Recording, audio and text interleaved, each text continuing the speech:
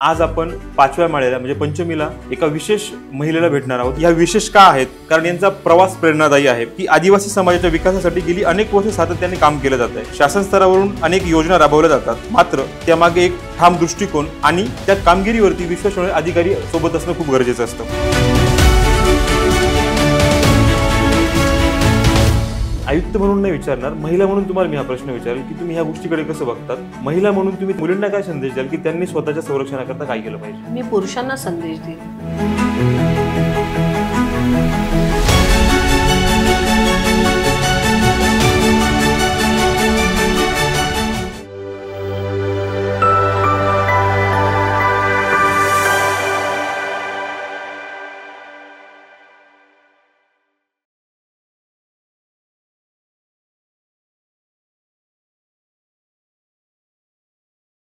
समस्त रसिक मायबाप प्रेक्षकांचं मी विकास गायधनी पिक्टोग्राम चावडीवरती पुन्हा एकदा सहर्ष स्वागत करतो। नवरात्र विशेष या पॉडकास्ट सिरीजमध्ये आज आपण 5व्या माळ्याला म्हणजे पंचमीला एका विशेष महिलेला भेटणार आहोत, एका विशेष व्यक्तीला भेटणार आहोत। खरं तर ह्या विशेष का आहेत? कारण यांचा प्रवास प्रेरणादायी आहे। याचं कारण असं की आदिवासी समाजाच्या विकासासाठी गेली अनेक वर्षे सातत्याने काम केलं जात आहे। शासन स्तरावरून अनेक योजना राबवल्या जातात, मात्र त्यामागे एक ठाम दृष्टिकोन आणि त्या कामगिरीवरती विश्वास ठेवणारे अधिकारी सोबत असणं खूप गरजेचं असतं। गेल्या काही महिन्यांपूर्वी आदिवासी आयुक्त पदाचा कार्यभार स्वीकारल्यानंतरही आणि त्यापूर्वी शबरी आदिवासी वित्त व विकास महामंडळाचे व्यवस्थापकीय संचालक म्हणून यांनी काम बघितलंय। हे सर्व असताना आदिवासी समाजाच्या आर्थिक, सामाजिक आणि सांस्कृतिक विकासाकरता त्यांनी महत्त्वपूर्ण पावले उचललेली आहेत। तर मित्रांनो, जास्त वेळ न घेता स्वागत करूया आदिवासी विकास भवनच्या आयुक्त श्रीमती लीना बनसोड मॅडम यांचं। नमस्कार मॅडम। नमस्कार। पिक्टोग्राम चावडीवरती तुमचं सहर्ष स्वागत आहे। मला बोलवल्याबद्दल तुमचे खूप आभार। धन्यवाद। खरं तर गेल्या 6 महिन्यापूर्वी आपण हा पदभार स्वीकारला आणि त्यापूर्वी आपण शबरी आदिवासी वित्त व विकास महामंडळाच्या व्यवस्थापकीय संचालक म्हणून काम बघत होतात। काय फरक होता दोन्ही कामांमध्ये? फरकपेक्षा मला असं वाटतं की हे काम एकमेकांना कॉम्प्लिमेंट करतं, एकमेकांना पूरक आहे। आधी मी शबरी कॉर्पोरेशन आणि आदिवासी विकास महामंडळाची व्यवस्थापकीय संचालक म्हणून काम करत होते। आताही माझ्याकडे तो चार्ज आहेच। आणि फेब्रुवारी महिन्यामध्ये शासनाने माझी नियुक्ती आयुक्त आदिवासी विकास ही केली। हे दोन्हीही जे पोर्टफोलिओज आहेत ते संपूर्ण महाराष्ट्राचे। म्हणजे नाशिक मध्ये जरी आमचं ऑफिस असलं तरी आमचं कार्यक्षेत्र संपूर्ण महाराष्ट्र आहे। आणि आदिवासी विकास आयुक्त म्हणून प्रामुख्याने माझ्यावरती जी जबाबदारी आहे ती आश्रमशाळांचं व्यवस्थापन आणि आमच्या आश्रमशाळांमध्ये शिकत असलेल्या 4.5 लाख विद्यार्थ्यांचं संपूर्ण पालन पोषण करण्याची जबाबदारी ही आयुक्तालयावरती असते आणि त्या योगे माझी आहे। आणि त्यासोबतच आदिवासी बांधवांना, बंधू भगिनींना आर्थिक स्वावलंबी करणं ही मोठी जबाबदारी ही शबरी आदिवासी वित्त विकास महामंडळाची आहे। आणि आरोग्य असो, शिक्षण असो, रोजगार असो, ह्या सगळ्या गोष्टी ह्या एकमेकांना खूप अनुरूप आहेत, जोडल्या गेलेल्या आहेत एकमेकांशी। आणि म्हणून मला खरंच खूप आनंद होतोय की मला शिक्षण आणि त्यासोबतच आर्थिक उन्नती, आर्थिक विकास या दोन्ही क्षेत्रांमध्ये आमच्या आदिवासी बंधू भगिनींकरता काही करण्याचं मला आनंद मिळतोय। तुम्ही आता तुमच्या उत्तरामध्ये उल्लेख केलात की तुमच्याकडे आश्रमशाळांचाही तुमच्या चार्जच्या अंडर या गोष्टी येतात। आश्रमशाळेतला एखादा असा किस्सा जिथे त्या मुलांसोबत, त्या मुलींसोबत तुमचा काही संपर्क, अशी काही आठवण? हो, मध्ये आम्ही एक संवाद चिमुकल्यांशी हा कार्यक्रम घेतला होता फेब्रुवारी महिन्यामध्ये, 7 फेब्रुवारीला। तर तेव्हा आम्ही सगळेजण ही आपल्या आदिवासी विकास विभागाच्या अंतर्गत ज्या आश्रमशाळा येतात तिथे सगळ्यांनी जाऊन त्यांच्याबरोबर वेळ घालवायचा, राहायचं असं ठरवलं होतं। आणि राज्यामध्ये सगळे एकाच वेळी आम्ही आश्रमशाळांमध्ये गेलो। मग तिथे गेल्यानंतर खूप छान अनुभव आले। म्हणजे विद्यार्थ्यांबरोबर गप्पा मारताना, मी विद्यार्थ्यांशी बोलत असताना एका विद्यार्थ्याने माझं स्केच काढलं आणि तिथल्या तिथे माझ्यासमोर मला दिलं। सगळ्यांचा आग्रह होता की तुम्ही आमच्याबरोबर, आता तुम्ही आमच्याच सोबत तुम्ही जेवा, आमच्याबरोबर बसा। खूप मोकळ्या चर्चा झाल्या। त्यानंतर त्यांच्याशी चर्चा करताना म्हटलं की तुम्ही आमचं शबरी कॉर्पोरेशनचं ऑफिस बघितलंय का? तुम्ही इकडे आलात का कधी? तर त्या मुली म्हटल्या नाही, आम्ही आलेलो नाही। मग म्हटलं चला, मग नाशिकला तुम्ही आलात तर काय करायचं आपण? काय करायला आवडेल तुम्हाला? तर म्हटलं आम्हाला पिझ्झा खायचा आहे। आम्हाला मॉलमध्ये जायचं आहे. हम्म. तर ह्या खूप ॲस्पिरेशनल गोष्टी आहेत त्यांच्या दृष्टीने, की नाशिकला आल्यानंतर त्यांचे प्लॅन्स ठरले होते. हम्म. मग नंतर 10वीची परीक्षा अगदी तोंडावर आली होती. तर मला म्हटलं, पण मॅडम तुम्ही लवकर ही ट्रिप ऑर्गनाईज करा, नाहीतर आमच्या परीक्षा सुरू झाल्यानंतर मग आम्हाला परत आमच्या गावी जावं लागेल, तर आम्हाला ही संधी मिळणार नाही. संधी मिळणार नाही. दुसरं एक, मग मी निघत होते, तर त्यांना माझ्या गाडीपर्यंत आल्या मला सोडायला. त्यांना म्हटलं, गाडीत बसणार का तुम्ही? तर आधी थोडंसं त्यांना वाटलं की अरे गाडीत, हा मला गाडीत का बसवत आहेत. म्हटलं चला बसा ना गाडीमध्ये. तर मग खूप उत्साहात किलबिल करत सगळ्या गाडीमध्ये बसल्या. आणि मी आमच्या ड्रायव्हरना म्हटलं की त्यांना एक चक्कर मारून आणा. आणि एक चक्कर मारून परत जेव्हा आश्रमशाळेमध्ये, म्हणजे ज्या गाडीत बसून गेलेल्या मुली आणि परत आलेल्या मुली वेगळ्या होत्या. इतका त्यांच्यात उत्साह संचारला होता, इतकं त्या मोकळेपणाने बोलायला लागल्या.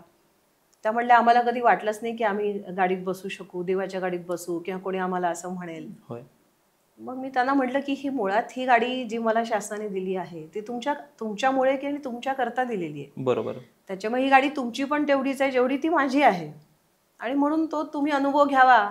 आणि समजा तुम्हाला वाटलं की हो आम्हाला पुढे आम्हाला अशी संधी मिळावी गाडीत बसायची, नक्कीच, मग त्याच्यासाठी तुम्ही प्रयत्न करावे. तर असे खूप अनुभव येतात. आणि विद्यार्थिनी खूपच रिस्पॉन्ड खूप छान करतात, अतिशय शार्प असतात आणि समजदार आहेत. त्यामुळे त्यांच्याशी गप्पा मारताना खूप आनंद होतो. प्रशासकीय सेवेत असताना काही नियमांमध्ये काही चाकोरीत काम करावं लागतं, आणि ज्यावेळेस असे काही फील्डवरती अनुभव येतात, दोन्ही गोष्टींकडे तुम्ही कसं बघतात? म्हणजे टेबलवरती असलेल्या मॅडम आणि जेव्हा फील्डवरती अशा मुलींसोबत जेव्हा तुम्ही तो आनंद घेतात, काय फरक जाणवतात? नाही, मला वाटतं मी जशी असते तशीच असते. म्हणजे मी काय ऑफिसमध्ये एक व्यक्ती, बाहेर व्यक्ती. आणि शेवटी ऑफिसमध्ये जेव्हा मी एखाद्या गोष्टीचा आग्रह धरते किंवा कामं वेळेत व्हावी हा माझा अट्टहास असतो, त्याच्या पलीकडे सुद्धा म्हणजे त्याचं माझ्या डोळ्यासमोर हे विद्यार्थीच आहेत ना. माझ्या डोळ्यासमोर आमचे आदिवासी बंधू भगिनीच आहेत. त्यांच्यासाठी आपण आहोत. आणि म्हणून आपण करत असलेलं काम उत्तम पद्धतीने करावं, वेळेत करावं, हा माझा आग्रह असतो. आणि त्याकरता कधी कधी कठोरही व्हावं लागतं. पण त्या व्यतिरिक्त काही दोन वेगळ्या व्यक्ती नाहीत. मला ऑफिसमध्ये पण काम करत असताना कामाचा खूप आनंद मी घेत असते, आणि फील्डवर असताना चिमुकल्यांशी बोलतानाही तो आनंद घेत असते. मस्तच. आदिवासी समाजाच्या आर्थिक आणि सामाजिक विकासासाठी महामंडळ कोणत्या योजनांवरती काम करत आहे? आमच्याकडे 2 महामंडळ आहेत. एक तर आदिवासी विकास महामंडळ आहे, जे कोऑपरेटिव्ह आहे, आणि ती फेडरेशन आहे. म्हणजे आमच्याकडे साधारणतः 900 विविध कार्यकारी संस्था आहेत आदिवासींच्या. त्याचं हे फेडरेशन आहे, जे कोऑपरेटिव्ह ॲक्ट खाली रजिस्टर्ड आहे. आणि ह्या महामंडळामार्फत आम्ही जवळपास 30 लाख क्विंटल इतकी धान खरेदी दरवर्षी करतो. कारण आपले आदिवासी भाग जे आहेत ते जास्तीत जास्त हे धान म्हणजे भाताचे प्रदेश आहेत.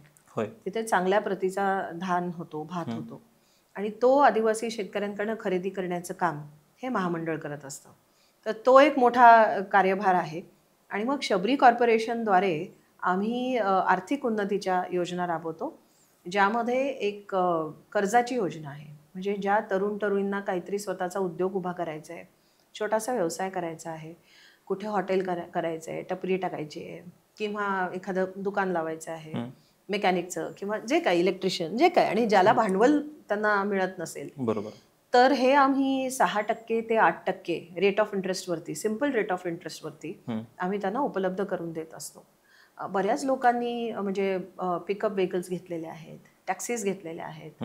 स्वतःचं मी मध्ये नागपूरला गेले होते, तर एका मुलीनी कॅफे सुरू केला, आणि ती खूप छान सँडविचेस बनवते, आणि ते तर खूप छान व्यवसाय पण ह्या माध्यमातून लोक करतात.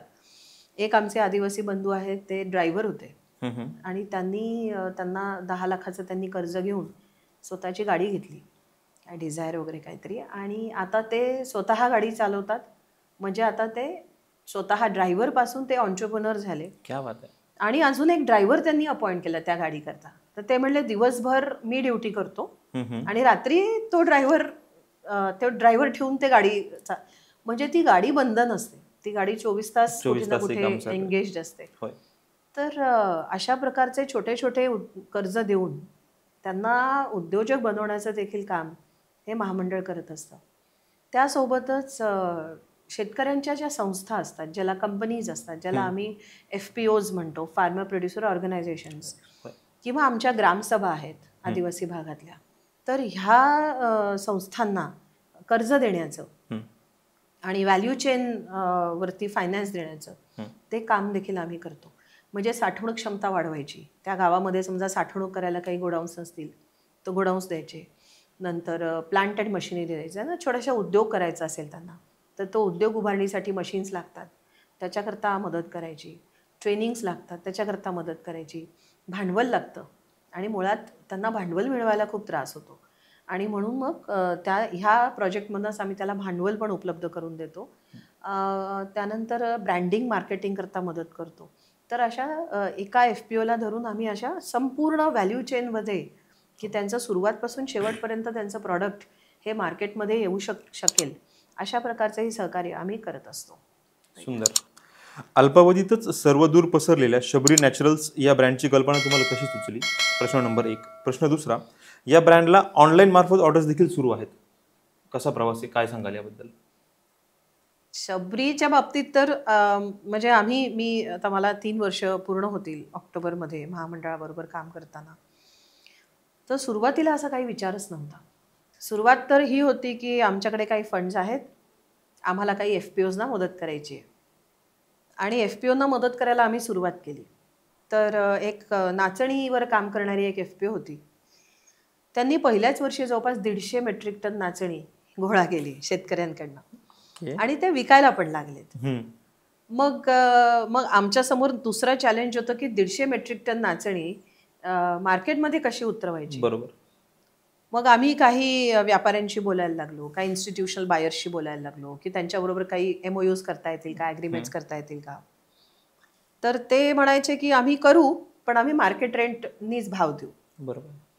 आणि आमची अपेक्षा असायची, माझी अपेक्षा आणि आमच्या शेतकऱ्यांची पण अपेक्षा असायची की हे नॅचरल आहे, हे ऑर्गॅनिक आहे, हे रानावनात उगवलेलं पीक आहे, हे हाताने जवळपास त्याच्या सगळ्या प्रक्रिया हाताने केलेल्या आहेत, कष्टाने केलेल्या आहेत. तर मग हे आम्हाला थोडेसे रेट्स जास्ती पाहिजेत, ही शेतकऱ्यांची अपेक्षा होती आणि माझी अपेक्षा होती. ते व्यापारी म्हणले नाही, आम्हाला काही हे शक्य नाही, तुमचे प्रॉडक्ट्स खूप छान आहेत, नाचणी अतिशय टप्पोरी आहे, पण आम्ही नाही करू शकणार. मला खूप वाईट वाटलं. म्हटलं एवढं सगळं करून समजा रेट्स मिळणार नसतील तर काय. आणि मग तेव्हा विचार आला की आपणच मग का नाही करायचं. शेवटी महामंडळाचा उद्देश आर्थिक उन्नती आहे, मग महामंडळाने का नाही याच्यात उतरायचं असं म्हणून मग खूप धाडसी निर्णय त्यावेळी घेतला. आणि खरं म्हणजे ब्रँडिंग करणं, तो ब्रँड मार्केटमध्ये उतरवणं हे फार प्रोफेशनल ह्याचं काम आहे आणि एवढं सोपं पण नाही. मग पण वाटलं की नाही आता आपण करायचं. जवळपास 10 वर्षापूर्वी मी वर्धा जिल्ह्यात काम करत होते. तर तेव्हा आम्ही वर्धिनी या नावाचा ब्रँड तयार केला होता, जो वर्धेतल्या स्वयंसहायता गटांतल्या महिलांसाठी होता. त्याच्यामुळे ब्रँड बिल्डिंगचा थोडा अनुभव माझ्याकडे होता की काय काय करावं लागतं, प्रोसेसेस काय असतात ते माहिती होतं. तर मग त्या निमित्ताने म्हणलं चला करूया आणि म्हणून मग शबरी नॅचरल्सचा जन्म झाला असा. आता हा ब्रँड खरं तर शासनाचा ब्रँड अशा प्रकारे ओळखला जातो. हो. ह्या ब्रँडचं कामकाज कशा प्रकारे चालतंय? आम्ही काय केलं की आमच्या FPOना ज्यांना आम्ही मदत केली होती तर त्यांचे प्रॉडक्ट्स आयडेंटिफाय केले. आम्ही प्रयत्न हा केला की हे जितके ऑथेंटिक प्रॉडक्ट्स आपल्याला लोकांच्या समोर आणता येतील, जसे आहेत तसे. म्हणजे आम्ही कुठलंही वेगळं ट्रेनिंग दिलं नाही आमच्या लोकांना किंवा त्यांना तुम्ही असं करा, हायजीन असं करा, स्वच्छता अशी राखा. कारण आम्हाला माहिती होतं की त्यांच्या स्वतःच्या ज्या प्रथा परंपरा आहेत त्यासुद्धा तितक्याच चांगल्या आहेत की ज्या आपल्याला त्या जशा आहेत त्या मूळ फॉर्ममध्ये लोकांच्या समोर आणायच्या आहेत. बरोबर. पण मग लोक अट्रॅक्ट कशाला होतील? कारण आता मार्केटमध्ये समजा मध आहे तर मार्केटमध्ये मधाचे खूप ब्रँड्स आहेत ना. मग त्यांनी आमचं मध का घ्यायचं? बरोबर. म्हणून आम्ही काय केलं की आपल्या महाराष्ट्रामध्ये आदिवासी भागात 3 प्रकारच्या कलाकृती आहेत, पेंटिंग्स आहेत. एक हे वारली पेंटिंग आहे, त्याच्यानंतर गोंडी पेंटिंग आहे आणि चित्रकथी पेंटिंग आहे. तर आम्ही हा विचार केला की या 3 प्रकारच्या पेंटिंग्स आमचे जे आर्टिस्ट आहेत त्या आर्टिस्टना आपण ह्या प्रॉडक्टचे डिटेल्स पाठवायचे आणि कुठला प्रोडक्ट असेल त्या आधारावर त्यांच्याकडनं पेंटिंग्स बनवून घ्यायचे. सुंदर. आणि मग हे पेंटिंग्स लेबल म्हणून कन्वर्ट करायचे आणि बॅक लेबलला आदिवासींच्या आयुष्यातल्या कथा, दंतकथा, त्यांचं कल्चर हे लोकांपर्यंत समजेल अशा छोट्या छोट्या गोष्टी लिहायच्या. ओके. असं आम्ही ठरवलं. आणि मग त्या आधारे आम्ही एकीकडे प्रॉडक्ट्स ठरवले, दुसरीकडे स्टोरी लाईन ठरवली, गोष्टी ठरवल्या, बरोबर. त्या गोष्टींवरनं चित्र काढायला लावली आणि मग ती चित्र लेबल्समध्ये कन्वर्ट केली. मग शबरी नाव कसं, ते शबरी कॉर्पोरेशन म्हणजे आमचं शबरी कॉर्पोरेशन आहे. आणि शबरी ही आपल्याला माहिती असलेली पहिली क्वालिटी मॅनेजर आहे. हो. गुणवत्ता निरीक्षक. येस. कारण त्या काळी प्रभू श्री रामचंद्रांना बोरं द्यायची होती तर शबरीनी ती चाखून पाहिली आणि जी उत्तम बोरं होती तीच त्यांनी भगवानांना अर्पण केली. आणि त्याच्यावरनं त्यांचं समर्पण आणि त्यांची वृत्ती की नाही, मला माझ्या भगवानांसाठी, माझ्या देवासाठी मला चांगलीच वस्तू द्यायची आहे, बेस्ट जाऊ द्यायचं आहे. आणि तो इथॉस आम्ही पाळायचा प्रयत्न करतोय की आपले जे प्रॉडक्ट्स आपण लोकांच्या समोर आणणार आहोत ते शुद्ध असले पाहिजेत, ते कमीत कमी प्रक्रिया केलेले असले पाहिजेत, त्याच्यामध्ये प्रिझर्वेटिव्स असता कामा नये, फ्रेश असले पाहिजेत आणि युनिकली पॅक्ड असले पाहिजेत आणि त्याच्याबरोबर एक प्रेम, गोष्ट जिव्हाळा ही सगळी लोकांपर्यंत गेली पाहिजे. हा आम्ही प्रयत्न केला. हे करत असताना मग काही मॉडर्न फॉर्म्स पण आणता येतील का प्रॉडक्ट्सचे, तर ते मॉडर्न फॉर्म्स पण आम्ही आणले. म्हणजे मोहाच्या तेलापासून आम्ही साबण केला किंवा मोहाच्या तेलापासून मॉइश्चरायझर केलं. तर हे अनपेक्षित होतं. मोहापासून लोकांना लिकर माहिती आहे, दारू माहिती आहे, मोहाची दारू. कारण मोहाला फार खूप सुपर फूड आहे ते, पण त्याला लोक अजूनही त्या डिग्निटीने बघत नाही असं मला वाटतं. मोहा म्हटलं की लोकांना पहिलं लोक मोहा म्हटलं की दारू असंच म्हणतात. पण आम्ही इथे मोहाचे 7-8 प्रोडक्ट्स करून केलेले आहेत आणि ते मार्केटमध्ये आणले. मोहाची दारू आमच्या एका FPOनी एका वायनरी बरोबर टायअप केलेला आहे आणि मोहाची वाईन, जी मला वाटतं जगातली पहिली वाईन असावी, ती वाईन देखील या FPOनी एका वायनरी बरोबर कोलॅबोरेट करून ती देखील मार्केटमध्ये आणलेली आहे. तर नव्या जुन्याचा संगम करण्याचा आम्ही इथे प्रयत्न केलेला आहे. मॅडम, सांगायला खूप आनंद होईल, ज्यावेळेस या पॉडकास्ट चॅनलची न्यू ठेवली गेली, जेव्हा पहिली वीट रचली गेली, त्यावेळेस नाव दिलं गेलं पिक्टोग्राम चावडी. कारण 20-25 वर्षापूर्वी प्रत्येक गावखेड्यांकडे अशा चावडी असायच्या, अशा पार असायचे जिकडे अशा गप्पा व्हायच्या आणि त्या गप्पांमधून काहीतरी नवीन बाहेर यायचं. आणि म्हणूनच पिक्टोग्राम चावडीची टॅगलाईन देखील आम्ही अशी लिहिली की गप्पा अनुभवांपलीकडच्या. आणि तुमच्या या सगळ्या डिस्कशनमधून तुमचा जो अनुभव आम्हाला, मी पण असं बसायला पाहिजे. नक्कीच आवडेल. म्हणजे भविष्यात जेव्हा कधी पुन्हा तुमच्यासोबत पुन्हा बसूया आपण, अशीच काहीतरी सिटिंग अरेंजमेंट करूया. तुम्ही शबरी ब्रँडचं नाव देताना जो रेफरन्स दिला, क्वालिटी मॅनेजर, हा जो रेफरन्स दिला, मला असं वाटतं आमच्या पॉडकास्ट सिरीजला बरेचसे एंटरप्रेन्योर पण आमचे श्रोते आहेत आणि खरं तर त्यांना यातून ती प्रेरणा मिळेल की आपण आपल्या बिझनेसमध्ये काय केलं पाहिजे. खूप सुंदर थॉट तुमच्याकडनं मिळाला आणि म्हणून मला या गोष्टींचा उल्लेख करणं जास्त गरजेचं वाटलं. आदिवासी समाजाचं 100% योगदान जरी या सगळ्या गोष्टींसाठी आहे, तरी या व्यतिरिक्त कुठले असे काही ब्रँड आहे किंवा कुठल्या संस्था आहे ज्यांचं काही सहकार्य आपल्याला मिळालंय? खूप खूप मोठ्या प्रमाणात. एकतर आमचे जे लेबल्स तयार केले, तर ती डिझाईन नॉनस्टॉप नावाची, आणि मुळात आम्ही हे ठरवलं होतं की नाशिकमधलेच सगळे आमचे पार्टनर्स जे आहेत ब्रँडसाठी ते नाशिकमधले असले पाहिजेत. तर हा प्रयत्न आम्ही केला. त्यामुळे डिझाईन नॉनस्टॉप हे आमचे पार्टनर्स आहेत आणि ज्यांनी इतके सुंदर लेबल्स डिझाईन केलेले आहेत. म्हणजे आम्हाला खूप अप्रिसिएशन मिळतं जेव्हा लेबल्स बघितल्या जातात आणि म्हणतात की जगामध्ये अशा प्रकारचे लेबल्स प्रॉडक्ट प्रमोट करण्यासाठी नाही आहेत. तर मुळात आम्हाला प्रॉडक्ट्स प्रमोटच करायचे नाहीत, आम्हाला कल्चर प्रमोट करायचे. बरोबर. आदिवासींचं, त्यांची जीवनशैली, त्यांचं राहणीमान, त्यांचे विचारसरणी, कल्चर, संस्कृती ही या माध्यमातून आम्हाला लोकांच्या समोर आणायची आहे की ती संस्कृतीसुद्धा तितकीच समृद्ध आहे. त्यांच्याकडनं आपण काही शिकून घेऊ शकतो का, ह्या उद्देशाने आम्ही हे केलेलं आहे. त्यामुळे ते आहेत आमचे मीडिया पार्टनर्स, ते पण नाशिकचे आहेत. आता बरेचसे इन्फ्लुएन्सर्स आणि नाशिकमधली बरीचशी क्रिएटिव्ह मंडळी तुम्ही जोडला गेलात. त्याच्यामुळे असे बरेच लोक आहेत की आता ते जोडल्या जात आहेत, स्वेच्छेने जोडल्या जात आहेत. त्यांना ह्या ब्रँडचं महत्त्व कळतंय म्हणून ते जोडल्या जात आहेत. त्याच्यामुळे आणि नाशिककरांनी नेहमीप्रमाणे इतका भरघोस प्रतिसाद दिला ना या ब्रँडला. आम्ही जिथे जिथे जातो तिथे तिथे लोकांना आता माहिती असतं हां शबरी ब्रँड तुम्ही केलेला आहे. तर खूप लोक जोडल्या गेलेत. म्हणजे एक एक नाव काय सांगू मी, इतके लोक जोडल्या गेलेत. आणि हा शेवटी प्रवास आहे. होय. कारण हे कोणा विशिष्ट म्हणजे हे माझं नाही, हे आपलं सगळ्यांचं आहे. हो. हे शेवटी आपण त्याच समाजाचा भाग आहोत ज्या समाजात आपले आदिवासी बंधू भगिनी आहेत. आणि म्हणून एकमेकांसाठीचा प्रेम जिव्हाळा हा व्यक्त करण्याची मलाही वाटतं वेळ आहे. त्यांनी केलेल्या कष्टाचं आपण कौतुक नाही करायचं तर कोणी करायचं. बरोबर. त्यांनी केलेल्या कष्टाला आपण थोडं जास्तीचं मोल का नाही द्यायचं. खरं तर त्यांच्या कष्टाला मोलच नाहीये. हो. पण तरी देखील आपल्या परीने आपण जे करू शकतो जे शक्य होईल ते शक्य होईल ते आपण करावं. आणि मला वाटतं ही भावना आता लोकांमध्ये यायला लागली. त्यामुळे आम्ही फार ॲग्रेसिव्ह प्रमोशन करत नाही. मला असं वाटतं की आमचे प्रॉडक्ट्स नॅचरल आहेत, ऑर्गॅनिक आहेत. ते नॅचरली आणि ऑर्गॅनिकलीच वाढले पाहिजेत. त्याच्यासाठी काहीतरी जास्तीचं करायचं किंवा असं खूप ॲग्रेसिव्ह प्रमोशन्स वगैरे करायचे असं आम्ही खरंच करत नाही. आणि वर्ड ऑफ माउथ पब्लिसिटी ही शाश्वत असते.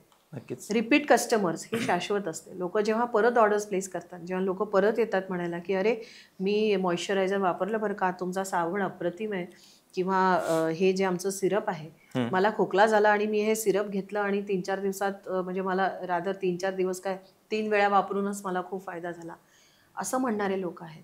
किंवा मोहाचं जे तेल आहे लोक सॅलड ड्रेसिंग म्हणून वापरायला लागले. काहींनी भाजीमध्ये भाजी करायला कुकिंग ऑइल म्हणून वापरलं instead of regular cooking oil. तर मसाज ऑइल म्हणून खूप चांगलं आहे. त्यामुळे मोहाचे health benefits, anti inflammatory properties असतील किंवा आमच्या मोहाच्या मनुका आहेत, आपल्या द्राक्षाच्या मनुका असतात. पण द्राक्ष फळ आहे, मोहाचं फूल आहे. तर त्याच्यामुळे फ्रुक्टोज नाही मोहामध्ये. आणि म्हणून जनरली आजकाल जे ग्लुकोज स्पाइक्स होतात किंवा इन्सुलिन रेझिस्टन्स असतो तर त्याकरता हे सगळे प्रॉडक्ट्स अतिशय उत्तम आहेत. म्हणजे आरोग्यासाठी उत्तम आहेत. एक महत्त्वाचा संदेश घेऊन हे प्रॉडक्ट्स येत आहेत. बरोबर. तर त्याचा रिस्पॉन्सही आम्हाला चांगला मिळतोय. नक्कीच आपल्या स्टुडिओमध्ये आपण सध्या काही प्रोडक्ट्स ठेवलेले आहेत, परंतु शबरी ब्रँडच्या अंतर्गत किती प्रोडक्ट्स आहेत, या व्यतिरिक्त अजून काही आहे का आणि भविष्यात आपण अजून नवीन काही करतोय का? हे तर आहेतच सगळे. हे मी तुम्हाला हे दिसत नाहीये, तांदूळ आहे, ह्याच्यात इंद्रायणी आहे. पण ह्या तांदूळाचे 3-4 प्रकार येणार आहेत. म्हणजे आपल्याकडे ब्लॅक राईस पण येणार आहे, ब्राऊन राईस येणार आहे आणि रेग्युलर राईसमध्ये पण 3-4 व्हेरायटीज आहेत राईसच्या. त्यामुळे एक 5 ते 6 व्हेरायटीजमध्ये तर आपला तांदूळच येणार आहे. त्याच्यानंतर मधाचे आता आहे सध्या मल्टीफ्लोरा हनी आहे. हे एकाच प्रकारचं मध आहे. पण आपल्याकडे जांभूळ, तुळस, मोहरी आणि मल्टीफ्लोरा असे 4 प्रकारचे मध येणार आहेत. यांच्यापासून आपण मध यांच्यापासून म्हणजे की आपल्या ज्या मध, आणि 5वं म्हणजे वाईल्ड हनी. तर ह्या मधमाशा ज्या शेतांमध्ये त्या पेट्या ठेवल्या जातात ना त्याच्यावरनं त्या मधाला स्वतःचा एक फ्लेवर येतो. तर म्हणून जिथे फक्त मल्टीफ्लोरा आहे म्हणजे खूप फुलांमध्ये त्यांना ठेवलं जातं तर हे मल्टीफ्लोरा आहे. बरोबर. तुळशीच्या बनामध्ये ठेवलं जातं तर हलका तुळशीचा फ्लेवर येतो आणि मग ते त्याच्या ज्या प्रॉपर्टीज आहेत त्या बदलत जातात. जांभूळ हनी आहे, जांभळाचा हलका फ्लेवर आणि त्याचे गुणधर्म येतात. तर हे आमचे मध येणार आहे. आम्ही आता हे मोहाचे लाडू आहेत. तर जेव्हा गणपतीची वेळ होती तर तेव्हा आम्ही मोहाचे मोदक करून देखील विकले. सुंदर. त्याच्यानंतर हे आवळा कँडी आहे, त्याच्यामध्ये मध आहे. म्हणजे आवळा आणि मध आहे, ह्याच्यामध्ये साखर नाहीये. आमचे रागीचे बिस्किट आहेत की ज्यामध्ये परत आम्ही साखर वापरत नाही. तर असे मध्ये क्रिसमसमध्ये आम्ही क्रिसमस कुकीज आणल्या. म्हणजे रागीच होती, रागीचा रवा होता आणि त्याच्यामध्ये मग आम्ही स्पायसेस टाकल्या, सिनेमन वगैरे जे जनरली क्रिसमस कुकीज मध्ये असतात. बरोबर. तर त्याचा फ्लेवर क्रिसमस कुकीज सारखा आम्ही केला. म्हणजे सर्वच समाज बांधवांना त्या ठिकाणी आपण टच करण्याचा प्रयत्न आमचे करतो. बांबूचे प्रॉडक्ट्स होते तर यावेळेस आम्ही बांबू क्रिसमस ट्री पण केलं आणि छोटे छोटे क्रिसमस ट्रीज आम्ही बांबूचे बनवले आणि ते विकले. हे आहे इथे दिसत असेल. हो. तर ह्या चॉकलेट्स मोहाच्या आहेत. मोहाचे चॉकलेट म्हणजे चॉकलेट आहे आणि त्याच्यामध्ये मोहाचं सिरप आहे. तर याच्यामध्ये कुठलीही म्हणजे हे फक्त नॅचरल शुगर आहे, याच्यामध्ये वरून साखर घातलेली नाही. बरोबर. आणि थोडासा क्रंच यायला मोहाची फुलं पण टाकलेली आहेत. अच्छा. तर ह्या फार युनिक चॉकलेट्स आहेत.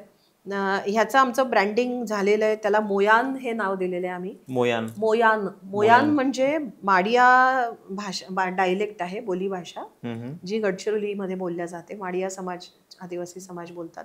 बरोबर. तर त्यांच्या भाषेमध्ये मोयान म्हणजे फ्रेग्रन्स ऑफ महुआ. वा. तर मोहाच्या सुगंधाला मोयान म्हणतात. तर म्हणून मोयान ह्या नावाने आम्ही हे आणली आहे. हा आमचा अतिशय उत्तम साबण आहे. ह्याचं नाव मनमोहक आहे. हा पण मोहाचा साबण आहे. मनमोहक या नावाने आम्ही त्याला नाव दिलेलं आहे, कारण की आम्हाला मोह हा शब्द ठेवायचा होता. नंतर हे मॉइश्चरायझर आहे, ह्याला मनमोही असं नाव दिलेलं आहे. आणि हे खरंच अतिशय म्हणजे मोहक आणि मनाला मोहून टाकणारे असे ह्याचे फ्रेग्रन्सेस आहेत. आणि लॉंग लास्टिंग पण आहे आणि व्हेरी गुड फॉर स्किन आणि नो प्रिझर्वेटिव्स. तर हे असे करतोय. बांबूचे वेगवेगळे प्रॉडक्ट्स आहेत, म्हणजे बांबूच्या वेगवेगळ्या टोपल्या आहेत. इथे तुम्हाला बांबूची टोपली दिसते आहे, ह्याच्यात वेगवेगळे प्रकार आहेत. त्याच्यानंतर गिफ्ट हॅम्पर्स पण आम्ही हेच बनवतो. बरोबर. तर सगळं सस्टेनेबल पॅकिंग आहे. तर पॅकिंगपासून तर सगळं आम्ही, इवन वाईन बॉटल जी आमची आहे त्याला जी स्लीव असते ती पण आम्ही बांबूची केलेली आहे. म्हणजे बॉटल होल्डर असतं ना, ते पण बांबूचंच आहे. तर पुढे आता आम्ही उदबत्त्या आहेत, धूप आहेत, काही असे फ्रेग्रन्सेस आहेत जे ट्रायबल स्पेसिफिक आहेत. तर आणि it's a work in progress. जिथे जिथे आम्हाला वाटेल काही तेलं येतील कदाचित, कारण की विदर्भामध्ये खूप चांगल्या प्रकारे तिळाचं तेल असेल किंवा शेंगदाण्याचं तेल आहे, तर ते लोक काढतायत. हे सुद्धा जे मोहाचं तेल आहे हे त्यांनीच काढलेलं आहे. त्यांना आम्ही छोट्या तेलगाण्या दिलेल्या आहेत आणि त्यातनं मोहाच्या टोळंब्यांपासून हे तेल तयार होतं. तर ते वर्षातनं 1 महिना फक्त मोहाची फुलं येतात. त्या बायका पहाटे जातात आणि जंगलामध्ये किंवा जिथे मोहाची झाडं आहेत तिथे, आणि ते मोहाची फुलं वेचतात. आणि आदिवासी संस्कृती इतकी, म्हणजे जेवढं मी समजते आहे, अभ्यास करते आहे, इतकी पर्यावरणपूरक आणि निसर्गपूरक आहे ना. आणि सगळ्यांच्यासाठी असतं. म्हणजे ते हे नाही म्हणत की फक्त हे आमचंच आहे, ओरबाडून नाही टाकणार ते. तर खाली पडलेली फुलंच वेचायची, तेवढीच फुलं वेचायची, त्यातली पण कमीच किंबहुना. कारण की त्यांचं म्हणणं असतं की खाली जी फुलं पडली आहेत तर मातीला सुद्धा खत पाहिजे ना. तर ते खत कशाचं, तर ते फुलं सडली की त्याचं खत मिळणार आणि माती आपली चांगली होईल. एक तिथले जे जीवजंतू आहेत, खाली असलेले जीवजंतू, त्यांच्यासाठी पण ती फुलं आवश्यक आहेत. त्याच्यानंतर झाडावरती जे पक्षी येतात त्या पक्ष्यांसाठी पण फुलं, त्यांना पण खाद्य पाहिजे आणि आम्हाला पण पाहिजे. तर म्हणून जीवजंतू, प्राणी जे जे म्हणून आहेत आणि मानव, बरोबर, ते मानवाला इकोसिस्टीमचा एकच भाग मानतात. मी म्हणजे सगळं काही आणि माझ्यासाठी आधी पाहिजे मला, तसं नसतं. ते म्हणतात सगळ्यांचा समान अधिकार आहे. बरोबर. आणि म्हणून त्या पहाटे जातात, पहाटे जाऊन ते आणतात, ते उन्हामध्ये वाळवतात. हे सगळं सनड्राईड आहे. त्यांची साठवणुकीचे साधनं अतिशय उत्तम, अतिशय सायंटिफिक आहेत. म्हणजे 1 महिन्यात कलेक्ट केल्यानंतर 11 महिने ते वापरतात. बरोबर. टोळंब्या पण 1 महिन्याच फक्त येतात. म्हणजे मोहाची फुलं संपली की 1 महिन्याने टोळंबीचा सीझन सुरू होतो. तो 1 महिना चालतो. त्या 1 महिन्यामध्ये ते साठवणार आणि मग तेवढंच वर्षभर पुरवणार. तर पुरवून खाणे, पुरवून वापरणे, सस्टेनेबिलिटी, हे आपले आजचे शब्द आहेत, पण ते जगतायत. तर ह्या प्रोसेसमध्ये मला असं वाटतं आम्हाला सगळ्यांना पण, मला, माझ्या सगळ्या टीमला हे इतके विलक्षण अनुभव येत गेलेत ना या गोष्टींमधनं, त्यांच्या आयुष्याला नीट समजून घेताना. तर मला वाटतं ह्या सगळ्या प्रोसेसमध्ये आम्ही समृद्ध झालो. आता हे तुम्ही बघताय ना, ही जी माळ आहे ही बांबूची आहे. बरोबर. अर्थात आपण लाईट्स लावले आहेत, त्यामुळे थोडंफार आपण मॉडर्न हे वापरलेलं आहे, पण त्याचं वरचं जे आहे ते जनरली प्लॅस्टिक असतं किंवा बाकी काही अनसस्टेनेबल मटेरियल असतं. बरोबर. तर ते टाळून आपण बांबूचे लाईट्स केलेले आहेत. नक्कीच. आणि हे तुफान खपतात आमचे. आणि कोरकू आदिवासी बंधू भगिनी धारणीमध्ये, मेळघाटामध्ये आहेत, त्यांनी हे बनवलेले आहेत. त्यांच्यापैकी 1-2 आमच्या बंधू भगिनी, एक आहे ती बघू शकत नाही, पण ती सुंदर विणते, विणकाम करते. 2 आहेत त्यांचे पाय पोलिओ आहे त्यांना बालपणापासून, पण कारागिरी इतकी सुंदर अप्रतिम आहे. राख्या आहेत बांबूच्या, बांबूच्या राख्या पण शबरी ब्रँडमध्ये विकलेल्या आहेत, त्यांच्याच आहेत. So there are numerous products. आणि पुढे पुढे जसं आम्ही जात जाऊ, आमची ज्वेलरीची लाईन येते आता. क्या बात आहे.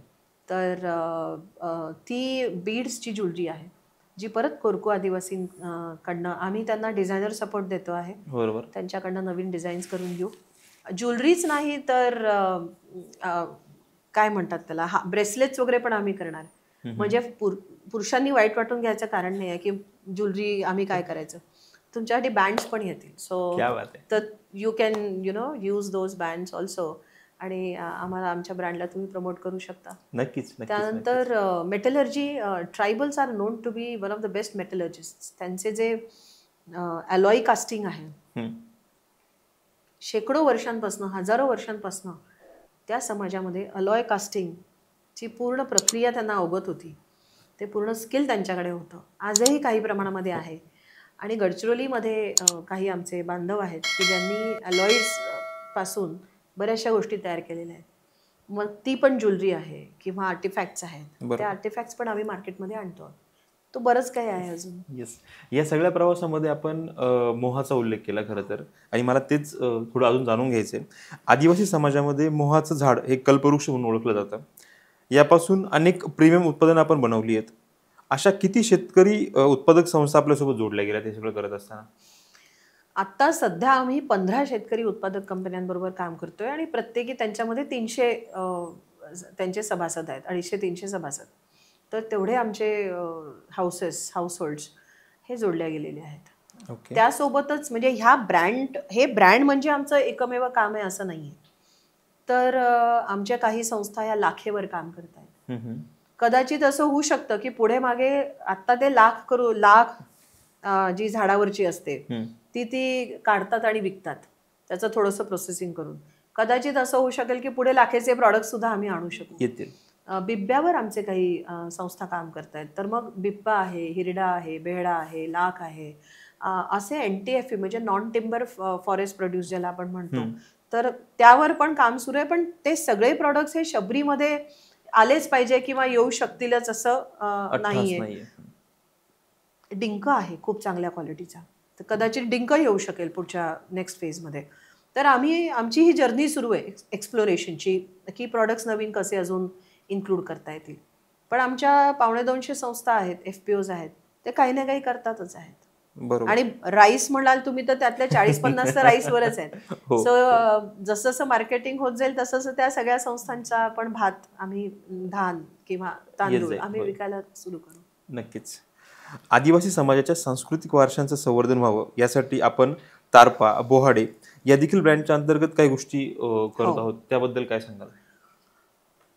बोहाडा ही नाशिक आणि नाशिकच्या आसपास असलेली एक त्यांची परंपरा आहे.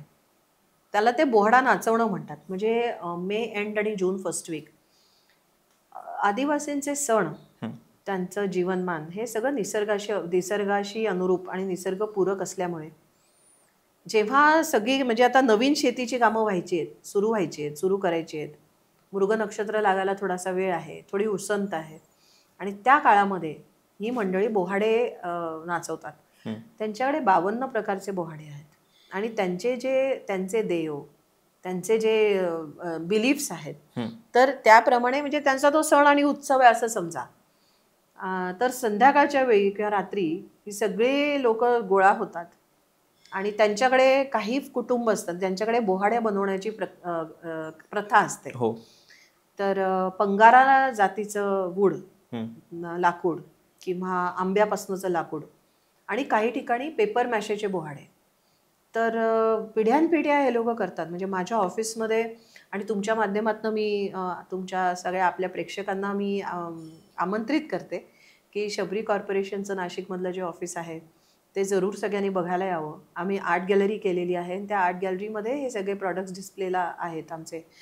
तर तिथे तुम्हाला दिसतील की बोहाडा 200 वर्ष जुना बोहाडा, म्हणजे आमच्या एका बांधवांच्या खापर पणजोबांनी केलेला बोहाडा, मास्क एवढा मोठा, तो त्यांनी जपून ठेवला होता. बरोबर. आणि अतिशय मोठ्या मनाने तो मास्क त्यांनी आम्हाला आमच्या आर्ट गॅलरीमध्ये लावायला दिला. तर तसे बोहाडे असतात 25-25 किलोचे बोहाडे मास्क, ते आपल्या शरीरावरती इथे लावतात, डोक्यावरती म्हणजे चेहऱ्यावरती. आणि मग त्यांची जी गायन पद्धती आहे किंवा त्या बोहाड्यांच्या मागची गोष्ट आहे, कधी रामायणावरती करतात, कधी काय, कधी प्रसंग त्यांचे, तर त्याच्यावर रात्र रात्र हे लोक नाच करतात आणि बोहाडे नाचवतात असं म्हणतात ते. आणि मग त्याच्यातनं येणारा जो खरीफ आहे त्या खरीफमध्ये समृद्धी यावी, सगळं व्यवस्थित व्हावं, ह्याच्याकरता पण ते आवाहन करतात. तर तो म्हणून मग आम्ही काय केलं की तो 25 किलोचा बोहाडा तो आम्ही अर्धा पाऊण किलोमध्ये कन्व्हर्ट केला. आणि आता ते बोहाडे आम्ही मास्क म्हणून बाजारात आणलेले आहेत. तसंच तारपा, तर तारपा हे आदिवासींचं, विशेषतः पालघर, जव्हार पालघर या भागातले आदिवासी बंधू भगिनी आहेत, त्यांच्या संस्कृतीमध्ये डान्स, नाचाला खूप महत्व आहे. आणि तोही समूह नृत्य. बरोबर. आणि ते गोल. हो. तर ते फेर धरूनच नाचतात, एकमेकांच्या सोबतीने नाचतात, एकमेकांना धरून नाचतात. बरोबर. तर म्हणजे काय, तर ह्याचा अर्थ म्हणजे की तुम्ही समूह म्हणून राहता, ते इंडिव्हिज्युअलिस्टिक नाहीये. बरोबर. ते व्यक्तीला मानत नाही, ते समुदायाला मानतात, ते समुदायामध्ये राहतात आणि एकमेकांना मदत करणं, एकमेकांच्या सहकार्याने आयुष्य जगणं, हे सगळे संदेश मला वाटतं म्हणजे आपल्याकडे आता सगळीकडे न्यूक्लिअर फॅमिलीज आणि इंडिव्हिज्युअल स्वतःचे राईट्स आणि ह्याच्याबद्दल खूप चर्चा असते, विच इज फाईन. पण ही पण एक संस्कृती आहे की जी समाज म्हणूनच एकमेकांना धरून पुढे चालण्यावरती विश्वास ठेवते. तर हे सगळं रिफ्लेक्शन, हे सगळं त्यांचं जे बिलीफ्स आहेत किंवा त्यांची संस्कृती आहे, ही त्यांच्या अजूनही त्यांच्या जीवनमानामध्ये, किंवा हे दर्शन आहे, जीवन दर्शन, फिलॉसॉफी, हे सगळं त्यांच्या जीवनमानाचा, त्यांच्या उत्सवांच्या, त्यांच्या प्रॉडक्ट्सचा हा आजही भाग आहे. त्यामुळे बोहाडा आणि तारपा, तर तारप्याचं जे वरचं जे हे आहे, खालचा भाग जो असतो तो बॅम्बू आहे, पण वरची आहे तो भोपळा आहे. बरोबर. आणि भोपळ्याला कार्विंग करून, त्याला सुंदर पेंटिंग करून त्याचे डिझाईन्स बनवतात आणि मग त्याला बांबू लावतात. तर तोही अतिशय सस्टेनेबल आहे. तर तेही आम्ही आणलेत मार्केटमध्ये. खरं तर तुमचे मनपूर्वक आभार मानणं मला इथं गरजेचं वाटतं की तुम्ही या माध्यमातून आमच्या प्रेक्षकांना ते आवाहन केलं की आम्ही तिथे येऊन ते बघू शकतो, व्हिजिट करू शकतो. बिलकुल. यातूनच खरं तर पुढचा मला एक आउट ऑफ द प्रश्न मला विचारायला आवडेल की या सगळ्या गोष्टी सर्वसामान्य नागरिकांकरता जर उपलब्ध व्हायच्या असतील किंवा आम्हाला जर ते हव्या असतील तर आम्हाला ते कुठे मिळतील, कशा मिळतील, काय त्याचे दर असतील? आम्ही हे सगळे प्रॉडक्ट्स ऑनलाईन, आम्ही स्वतःला डिसरप्टिव्ह स्टार्टअप समजतो. क्या बात आहे. त्यामुळे ज्या नेहमीच्या ज्या मार्केटिंग चॅनल्स आहेत किंवा आजच्या ज्या मार्केटिंग चॅनल्स आहेत रादर, ते आम्ही वापरतोय. ओके. आमचं कुठेही स्टोअर नाही, आमची कुठेही शाखा नाही. आणि हे खूप प्राऊडफुल आपण सांगतोय. आणि ती करायची पण नाहीये.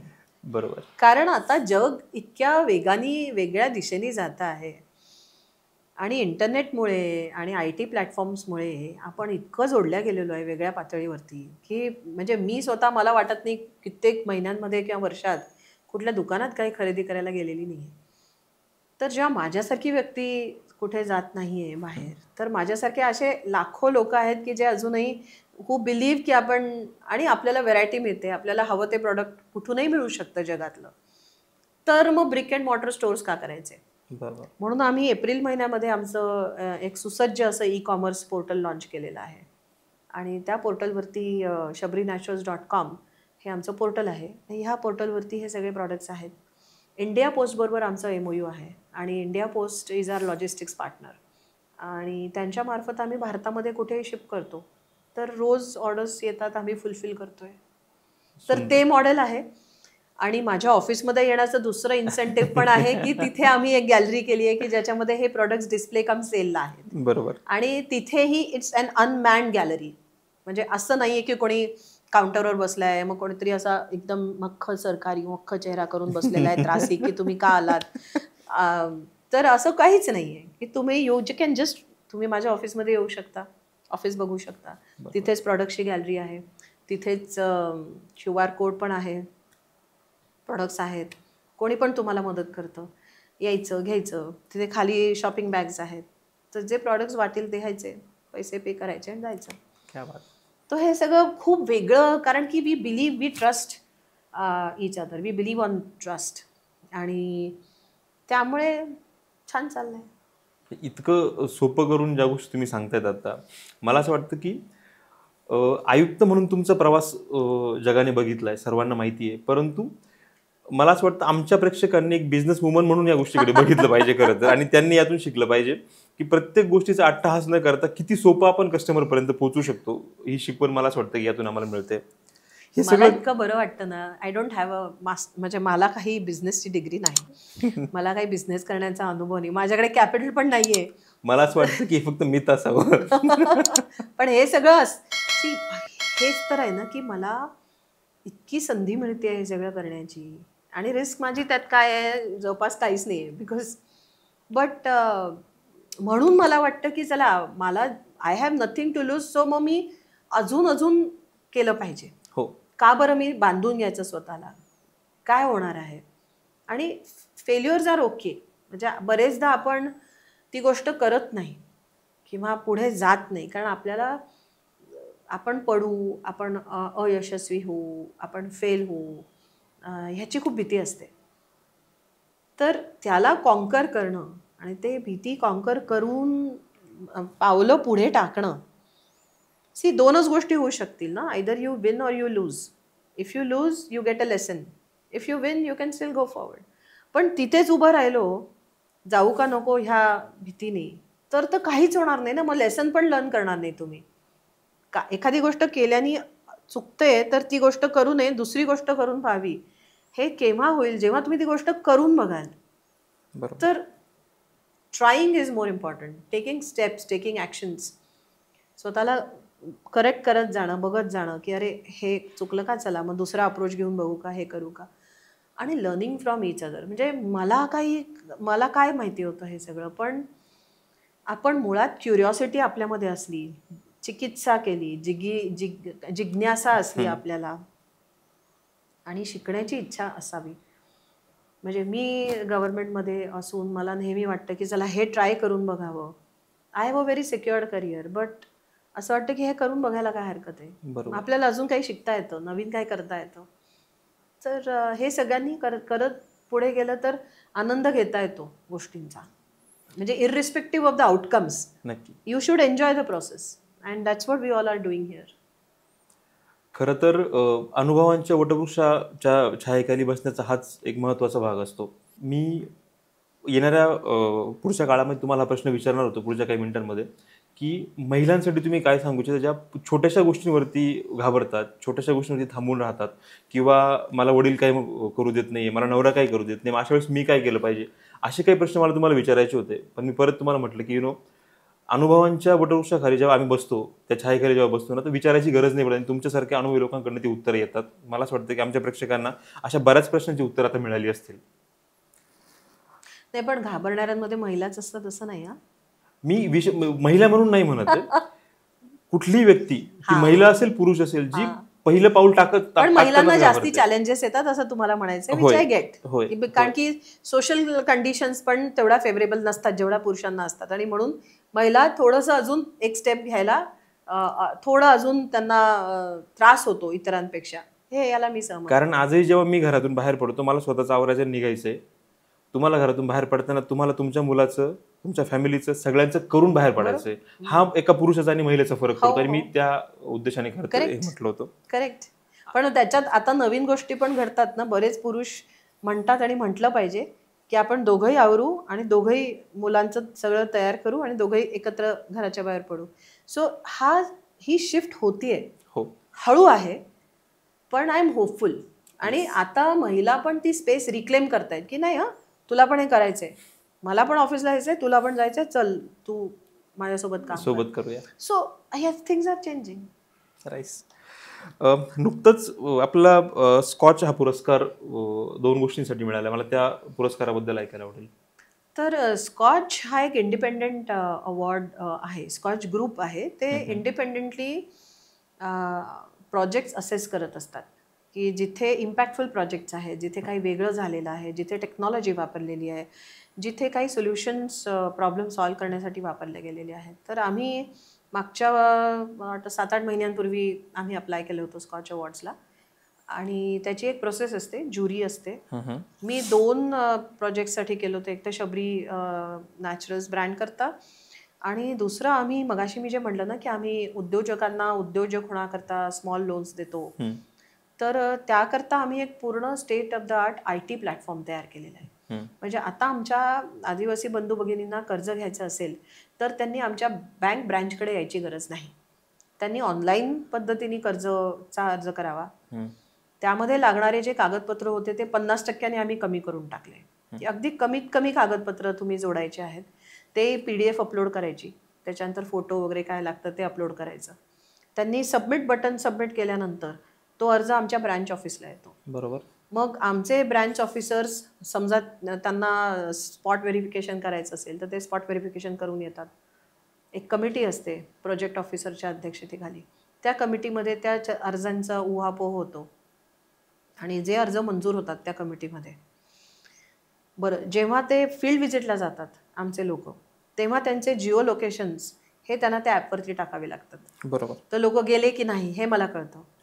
मग ती मीटिंग झाली की नाही, त्या मीटिंगचे मिनिट्स अपलोड करावे लागतात आणि परत क्लिक ऑफ अ बटन ते सगळे अप्रुव्हल्स फायनली माझ्याकडे येतात आणि मला ते फक्त अप्रूव्ह करायचे असतात. मी ते अप्रूव्ह केले की त्यांचा अप्रुव्हल ऑर्डर ऑटोमॅटिकली जनरेट होतो. म्हणजे कुठेच डिले नाही, कोणी दाबून ठेवलं किंवा कोणी काम केलं नाही हे विषयच येणार नाहीत. आणि कुठल्याही वेळी कुठल्या ब्रँचकडे किती अर्ज पेंडिंग आहे, त्याचं त्यांनी काय केलं हे मला कळू शकतं. आणि एवढंच नव्हे तर जे डिस्बर्समेंट होतं कर्जाचं वितरण जे होतं ते वितरण देखील ऑनलाईन होतं. म्हणजे त्यांना बँक ब्रँचमध्ये जायचीच गरज नाही, त्यांचा वेळ वाया जाऊ नये. कुठून त्यांना 2-2 ते 300 रुपयेच खर्च करून यावं लागत असेल. बरोबर. आणि आल्यानंतर कळलं की ब्रँच मॅनेजर सुट्टीवर आहे तर काय करतील ते. बरोबर. तर त्यांना हे सगळे अपडेट्स ऑनलाईन मिळत असतात. त्यांच्या अकाउंटला ते पैसे डायरेक्टली क्रेडिट होतात आणि फायनली EMI सुद्धा ते ऑनलाईन भरू शकतात. UPIच्या माध्यमातून सुद्धा EMIs भरण्याची प्रोव्हिजन आणि स्वातंत्र्य आम्ही आमच्या एंटरप्रेन्योर्सला दिलेलं आहे. तर ही सिस्टीम आम्ही केली आणि त्या सिस्टीमला काल स्कॉच अवॉर्ड मिळाला आणि मी काल जाऊन तो स्वीकारला. मला असं वाटतं की हा अवॉर्ड मिळण्यामागे कुठेतरी हे पण गोष्ट यामध्ये त्यांनी हे पण अधोरेखित केलं असावं की इथे मॅन इंटरव्हेन्शन कुठे नाहीये. म्हणजे जसं असं म्हणतात की कुठल्याही सरकारी योजनांमध्ये किंवा कुठल्याही योजनांमध्ये जिथे माणसाचा किंवा म्हणजे जिथे एखाद्या व्यक्तीचा इंटरव्हेन्शन आलं की मग पळवाटा जास्त होतात आणि ऑनलाईनमध्ये असे प्रकार नाही आहेत. मे बी हा क्रायटेरिया पण त्यांनी अनुभवला असावा असं मला वाटतं. शबरी नॅचरल्सचा जर आपण विचार केला तर ह्या उत्पादनांमध्ये आदिवासी महिलांना रोजगाराच्या संधी कशा आणि किती उपलब्ध झाल्या आहेत? नाही, आता आमचा टर्नओव्हर 60 लाखाच्या वर गेलाय. ओके. ह्या 8 ते 10 महिन्यामध्ये तो त्या संधी झाल्यास ना. आणि हे सगळं त्यांनाच मिळालेलं आहे. म्हणजे ह्यातनं जे प्रॉफिट आहे ते संपूर्ण त्यांचंच आहे ना. बरोबर. हे सगळं करत असताना आपण असं म्हणतो की अनुभवी लोक तिकडे असणं खूप गरजेचं आहे. परंतु आजच्या तरुणांचा किंवा तरुण पिढीचा किती सहभाग आहे, त्यांचं कसं सहकार्य आहे या गोष्टींकडे? आता हे सगळं करणारे तरुणच आहेत आणि पुढची आमची जी दिशा आहे ना ती मला आता मार्केटिंगमध्ये पण आमच्या ट्रायबल युथनाच आणायचं आहे. आम्ही ह्या FPOचं एक फेडरेशन तयार केलंय, आदि शबरी फाउंडेशन या नावाने. इथून पुढे मार्केटिंगची जबाबदारी देखील ही हळूहळू शबरीमधनं ती त्यांच्याकडे ट्रान्सफर होईल आणि शबरीचा रोल हा मेंटरिंगचा राहील. बरोबर. आता कसं आहे, आता आम्ही हे सगळं ऍक्टिव्हली करतोय तर हळूहळू आम्ही हे त्यांच्याकडे सुपूर्द करणार, जे ते ज्यांचं आहे त्यांच्याकडे देणार. बरोबर. आणि मग तिथे सुद्धा जे CEO असतील, त्यांचे अकाउंटंट्स असतील, त्यांचे मार्केटिंग मॅनेजर्स असतील, ते सगळे ट्रायबल्सच असतील. बरोबर. तर ह्या निमित्ताने त्यांचं स्किल डेव्हलपमेंट होईल. आम्ही एकलव्य कुशल या नावाने एक स्किल डेव्हलपमेंट प्रोग्राम पण राबवतो. तर त्या सगळ्यांना एकलव्य कुशलमधनं ट्रेनिंग मिळेल. आता इथून पुढे आमचं आदि पर्यटन नावाची योजना येते, जिथे 25 गावांमध्ये ट्रायबल होमस्टेज आम्ही तयार करणार आहोत. आणि त्या ट्रायबल होमस्टेजचं संपूर्ण मॅनेजमेंट त्या गावातले तरुण तरुणी करतील आणि त्यांचं ट्रेनिंग हे एकलव्य कुशल या योजनेतून होईल. म्हणजे आम्ही पूर्ण ती व्हॅल्यू चेन ही आमच्याच कॉर्पोरेशनमध्ये केली आहे.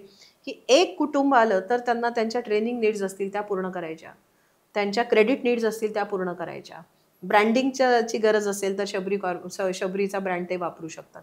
तर एक पूर्ण one stop solution for tribal entrepreneurs हे देण्याचं माध्यम आता शबरी कॉर्पोरेशन, तो आकार हळूहळू शबरी कॉर्पोरेशन घेत आहे. खूप सुंदर हा प्रवास होतोय. शबरी ब्रँडला आंतरराष्ट्रीय स्तरावर नेण्याकरता आपण काही पावलं उचलतोय का? आमच्याकडे बरेच एक्सपोर्टर्स येतात आणि ते आता दे आर शोईंग इंटरेस्ट. पण मला म्हणजे आता मधल्या काळामध्ये एक कस्टमर आले, ते युकेचे होते, ते भारतात आले आणि ते आमचे प्रोडक्ट्स घेऊन गेले. त्यांच्या कुठल्या नातेवाईकांकडनं त्यांना कळलं. तर अशा प्रकारे आता हळूहळू सुरुवात झालेली आहे. आणि इन्स्टिट्यूशनली लोक आता कदाचित होऊ शकतं की आम्ही काही आमचे एक्झिबिशन्स जे ओव्हरसीज एक्झिबिशन्स असतील तिथे आम्ही पार्टिसिपेट करू. माझी इच्छा आहे की आम्ही जी तयार केलेली वाईन आहे ती एखाद्या इंटरनॅशनल वाईन कॉम्पिटिशनमध्ये आम्ही पाठवावी. असं करत करत प्रेझेन्स हळू वाढतो. आणि काय असतं की I don't want to rush into things. खूप घाई नाही करायची आहे. तर त्याची पाळंमुळं चांगली रोवल्या गेली पाहिजे ब्रँडची, आणि चांगलं फाउंडेशन असेल, चांगली मुळं, चांगले रूट्स असतील तरच ते झाड चांगलं फोफवणार आहे. तर म्हणून आधी बेसवरती काम करायचं आहे, त्याचं फाउंडेशन नीट करण्यावरती काम करायचं आहे. पुढच्या गोष्टी तर आपोआप घडणारच आहेत. मला खात्री आहे हा ब्रँड इंटरनॅशनल जाणार, कारण तो त्या स्टँडर्डचाच आहे. त्यामुळे I have no doubt. Yes, नक्कीच. ह्या शबरी ब्रँडच्या प्रवासामध्ये असा एखादा अविस्मरणीय किस्सा जो तुम्हाला आठवलं की तुमच्या चेहऱ्यावरती स्माईल येते असं काही? रोजच येते. मग तेच आमच्या प्रेक्षकांना खरं तर ऐकायला आवडेल. नाही, असं म्हणजे एक प्रसंग नाही. आता जेव्हा आम्ही ह्याचं ब्रँडिंग बद्दल बोलत होतो, तर मला जेव्हा ठरलं ब्रँड करायचं आहे, तर मी 3-4 कंपनीजला इन्व्हाइट केलं की तुम्ही आम्हाला मध आमचं कसं विकायचं त्याच्या तुम्ही स्ट्रॅटेजीज सांगा. आणि it was a design challenge for them. आणि म्हटलं की तुम्ही लेबल डिझायनिंगपासून प्राइसिंगपर्यंत, कस्टमर कोण असेल, पोझिशनिंग, ब्रँड पोझिशनिंग कसं असेल, तर 1 महिना घ्या तुम्ही आणि या 1 महिन्यामध्ये तुम्ही हे सगळं आमच्यासमोर आणा. तर 1 महिन्यानंतर परत मी त्यांना प्रेझेंटेशनला बोलवलं. त्याच दिवशी मी आमच्या मधावर काम करत असलेल्या FPOंना बोलवलं होतं आणि त्यांना बाहेर त्या बाजूच्या खोलीमध्ये बसायला लावलं होतं. आणि आधी आम्ही आमच्या टीमनी ह्यांचं प्रेझेंटेशन घेतलं. 3 वेगवेगळ्या छान केलं होतं सगळ्यांनी. आणि आम्हाला जे भावलं ते म्हणजे ट्रायबल पेंटिंग्स वापरण्याची जी आयडिया होती ती आम्हाला ऑफिसर्सना सगळ्यांना आवडली होती. आणि म्हटलं ठीक आहे. मग ते 3ही आम्ही मधाचे जे फोटोज होते, लेबल्स, ते आम्ही एका स्लाईडवर ठेवले आणि आमच्या FPO मेंबर्सला बोलवलं. त्यांना म्हटलं की आता तुम्ही हे बघा आणि तुम्हाला यातलं कुठलं लेबल आवडतंय आणि ते लेबल आपण फायनल करायचं. त्यांना आम्ही आधी कुठली कल्पना दिली नव्हती, काहीच नव्हतं. आणि त्यांनी सगळ्यांनी बघितलं आणि त्यांनी पण हे सिलेक्ट केलं. आणि मग तेव्हा आम्ही म्हणजे सगळे एकमेकांकडून आम्ही हसत होतो. बिकॉज बरं, आता आम्हाला तर हेच आवडलं होतं आणि बाकीचे म्हणतात, मॅडम, त्यांच्या चेहऱ्यावर हे होतं की अरे आम्हाला तर हे आवडलंय, ह्यांना दुसरं आवडलं तर मॅडम तर त्यांच्याच बाजूनी जातील. मलाही थोडंसं टेन्शन होतं की अरे ह्यांनी दुसरं काही चूज केलं तर आपल्याला तर हे आवडलंय, कॉन्फ्लिक्ट होईल, काय करायचं. मग मी त्यांना तरी विचारलं की तुम्हाला कुठले आवडतायत, का आवडतायत, डिस्क्राईब करा. आणि त्यांनी इतकं सुंदर डिस्क्रिप्शन केलं की हे आम्हाला आमचं वाटतंय, हे आमच्या मातीतलं वाटतंय. आणि तेव्हा आम्ही सगळ्यांनी असं, कारण त्या एका वाक्यात सगळं की हे आमचं वाटतंय. मग म्हटलं हे तुमचं वाटतंय ना, मग हे तुमचंच आता. सुंदर. दुसरं एक प्रसंग आत्ताच की आता आदिशबरी फाउंडेशनचं पण आम्ही लोगो तयार करतोय, ब्रँडिंग करतोय. तर आमचा हा ब्रँड लोगो तयार करायला आम्ही जवळपास 3 महिने घेतले होते. आणि तुम्ही ब्रँडचा लोगो बघाल तर त्याच्यामध्ये हिरवा बॅकग्राऊंड आहे. तर हा आमचा लोगो आहे, ग्रीन. हो. हा हात आमच्या भगिनीचा आहे, आदिवासी भगिनीचा आहे. तिथे इथे हे आहे, गोंदवलेला आहे. रापलेला हात आहे, कष्टकऱ्यांचा हात आहे. हा काही असा सुंदर मॅनिक्युअर्ड हात नाहीये, नक्कीच. तो रापलेला आहे, दणकट आहे, सलून मधला हात नाही होतो. स्ट्रॉंग आहे एकदम. आणि इथे निसर्ग आहे, म्हणजे हो. इथे वेली आहेत, त्या हाताच्या भोवतीच वेली आहेत आणि एक पक्षी आलेला आहे इथे. तर हा अप्रतिम सुंदर लोगो झालाय असं आम्हाला सगळ्यांना सुंदर वाटतं, आहे. की खूप बोलका लोगो आहे. आणि आम्हाला खूप लोकांनी म्हटलं हा 4 कलर आहे, कशाला करणार, हे ते बरं नाही. मी म्हटलं नाही, आम्हाला हेच करायचंय. कारण त्यांचं आयुष्य हे रंगीबेरंगी आहे, डायव्हर्स आहे, विविध रंगछटांनी भरलेलं आहे आणि ते आम्हाला दाखवायचं. आता आधी शबरी फाउंडेशनचं सुरू आहे ब्रँडिंग, लोगो तयार करणं. तर आमच्या डिझायनरनी हाच पक्षी उडताना दाखवला. क्या? आणि एक कल्पना अशी आली की आकाश आहे, म्हणजे हा जो हिरवा बॅकग्राऊंड आहे तो निळा झालेला आहे आणि हा पक्षी आकाशामध्ये झेप घेतोय. आणि तोही एक प्रसंग होता की which brought smile to my face, की अरे एका वर्षामध्ये हा पक्षी जो आता इथे आहे तो आता भरारी घेतोय. सो इतकं मोठं मिनिंग ह्या छोट्या छोट्या गोष्टींमध्ये दडलेलं असतं आणि that brings joy and smile on our faces. नक्कीच. या सगळ्या प्रवासामध्ये सुंदर सुंदर गोष्टी, चांगल्या चांगल्या गोष्टी आमच्या प्रेक्षकांपर्यंत आपण पोहोचवतोच आहे. आव्हानं कुठली आलीत? कारण कुठली चांगली गोष्ट घडताना ती सरळ सहज होते असं कधीच होत नाही असं मला वाटतं. मी कुठल्याही अडचणीला आव्हानं म्हणतच नाही मुळात. म्हणजे मी तो डिक्शनरीतनं शब्द फार पूर्वी काढून टाकलेला आहे. नसतं असं. म्हणजे जसं मी म्हटलं ना की एखादी गोष्ट नाही जमली तर त्याच्यापासून आपण काय शिकतो, हेच बघावं. त्याच्यामुळे अजून तरी नाही असं वाटत की काय खूप आव्हानं आली किंवा, कारण इंटेन्शन जेव्हा क्लिअर असतील आणि हेतू शुद्ध असेल ना तर सगळं चांगलं घडत जातं. चांगली चांगली मंडळी आपल्याबरोबर येतात. कधी कोणी ओळखीचं सुद्धा नव्हतं ह्यातलं आणि कसे जोडल्या गेले सगळे, ते फक्त एका गोष्टीने जोडल्या गेले, ते म्हणजे इंटेन्शन. बरोबर. ते म्हणजे इच्छाशक्ती काहीतरी चांगलं करण्याची. त्यामुळे आमच्यापैकी कोणालाच असं मला नाही वाटत, तुम्ही माझ्या टीमला विचारा, कदाचित ते सांगू शकतील काय आव्हानं आले. कदाचित माझा कधी कधी आग्रह हे त्यांच्यासाठी आव्हान नसेल. पण नाही वाटलं तसं, वाटू पण नाहीये. बरोबर. बऱ्याचदा सरकारी योजना असतात, त्या आदिवासी बांधवांपर्यंत कधी पोहोचतात, कधी पोहोचत नाही. अशा काही योजना किंवा अशा काही गोष्टींसाठी तुम्हाला पिक्टोग्राम चावडीच्या माध्यमातून आदिवासी बांधवांसोबत काही संवाद साधायला आवडेल का? आता आदिवासी विकास विभागाने अतिशय लोकाभिमुख अशा योजना बंधू भगिनींसाठी आणलेल्या आहेत. आमची न्यूक्लियस बजेटमधली योजना आहे.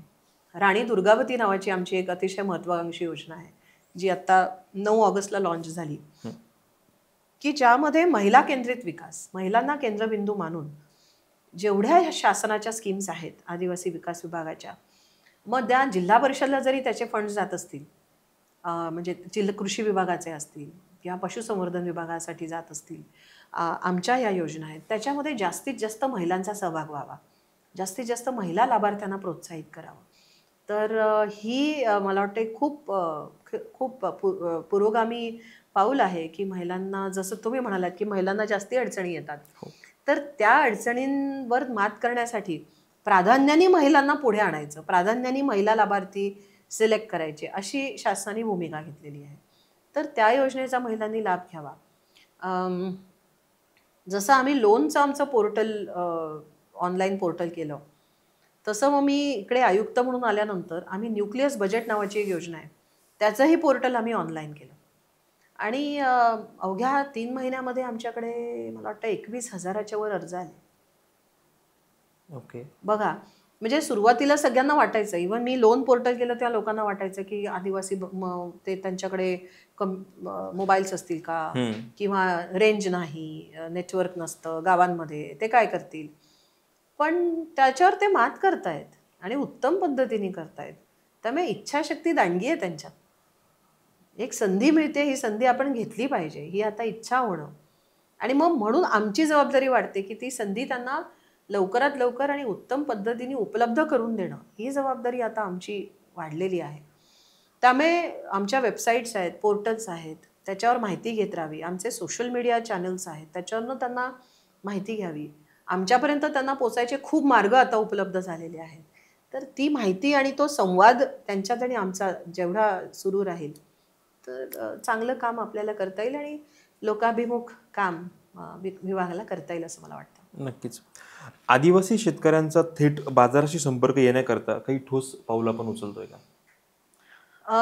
जसं मी तुम्हाला म्हटलं की आता हा एक सगळ्यात मोठा हे आहे की त्यांचे प्रॉडक्ट्स बाजारापर्यंत जायचं. बरोबर. दुसरं आम्ही काही पार्टनरशिप्स केलेले आहेत. इन्स्टिट्यूशनल बायर्स बरोबर आम्ही पार्टनरशिप्स केलेले आहेत की यांचे जे प्रॉडक्ट्स आहेत ते डायरेक्टली मोठ्या प्रमाणावरती इन्स्टिट्यूशनल बायर्सनी घ्यावे, मग ते त्यांनी त्यांच्या ब्रँड मध्ये विकायचे. असे पण आमचे प्रयत्न सुरू झालेले आहेत आणि त्याला चांगला रिस्पॉन्स मिळतोय. थोडं आत्ता सध्या ज्या गोष्टी घडत आहेत त्यावरती मला तुम्हाला प्रश्न विचारायचा आहे. आयुक्त म्हणून खरं तर हा प्रश्न मी तुम्हाला विचारतोय. आदिवासी विकास भवन येथे गेल्या कित्येक महिन्यापासून, काही दिवसांपासून आदिवासी एक मोर्चा चालू आहे आणि आदिवासी विकास भवनच्या आयुक्त म्हणून तुम्ही या गोष्टीकडे कसं बघताय? या गोष्टींसाठी काय ठोस पावलं उचलणं गरजेचं आहे? काय तुम्हाला वाटतं? काय झालंय की काही वर्षांपासून विविध कारणांमुळे आश्रमशाळांमध्ये शिक्षकांची भरती होत नव्हती. सुप्रीम कोर्टामध्ये केस पण सुरू आहे त्या संदर्भात, पेसा भरतीच्या संदर्भामध्ये. तर पेसामध्ये 17 संवर्ग हे 100% अनुसूचित जमातीच्याच उमेदवारांकडनं भरल्या जावे असा कायद्यात असा नियम झालेला आहे आणि त्याला काही लोकांनी चॅलेंज केलेलं आहे सुप्रीम कोर्टामध्ये आणि ही केस सुरू आहे. म्हणून आम्हाला रेग्युलर नियमित भरती करता येत नाहीये. 2022 मध्ये शासनाने वर्ग 4 करता एक आकृतीबंध आणला, म्हणजे पद निश्चित केली. त्यामध्ये त्यांनी 4च पदं वर्ग 4ची ही नियमित भरायची आहे, ज्यामध्ये ऑलरेडी आमचे एक्सेस पदं भरल्या गेलेली आहेत आधीपासून. तर ते रिटायर होईपर्यंत आम्हाला त्या 4च्या पुढे जाता येणार नाही आणि त्या व्यतिरिक्त जे 4 पदं आहेत ते आउटसोर्स एजन्सी मार्फतच भरावी असा निर्णय 2022 मध्येच झालेला आहे.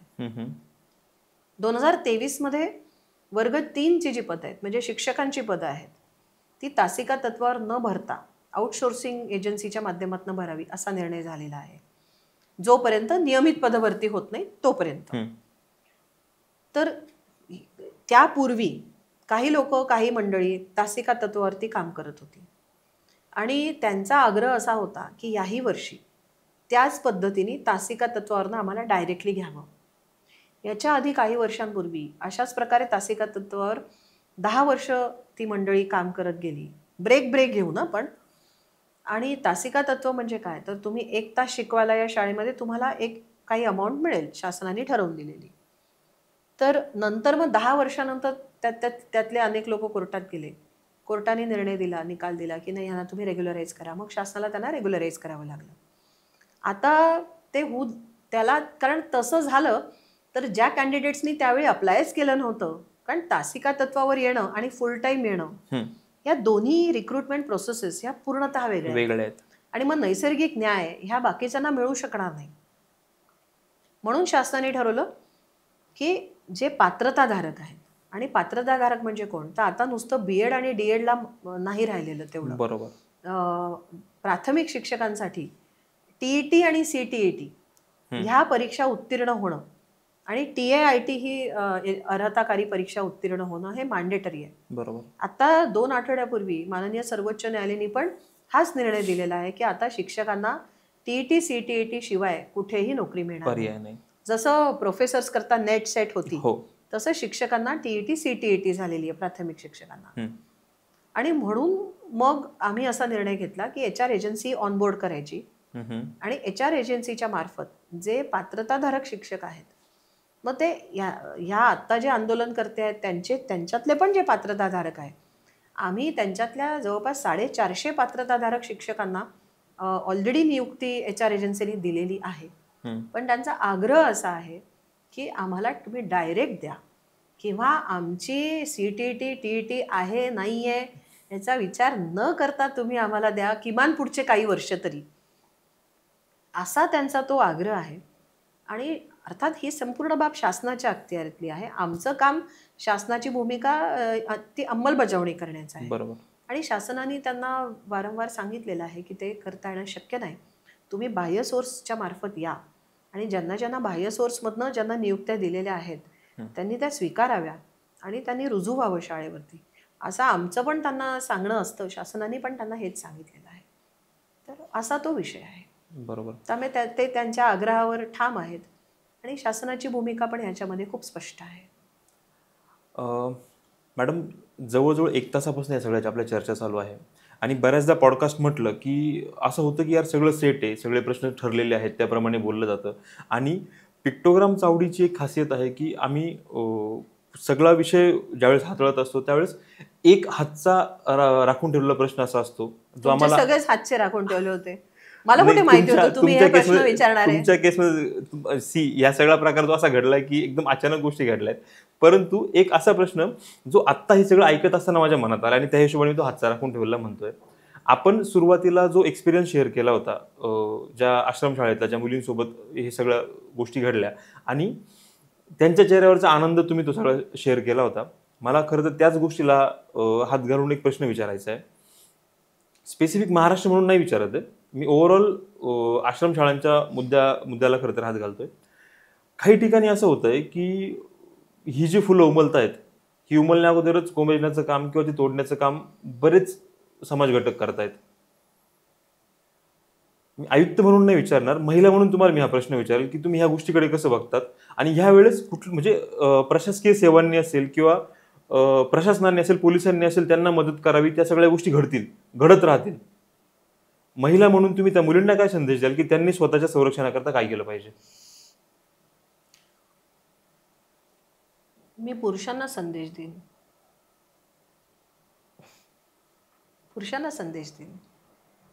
की महिला आणि पुरुष हे दोन या निसर्गाने निर्माण केलेले सक्षम व्यक्ती आहेत.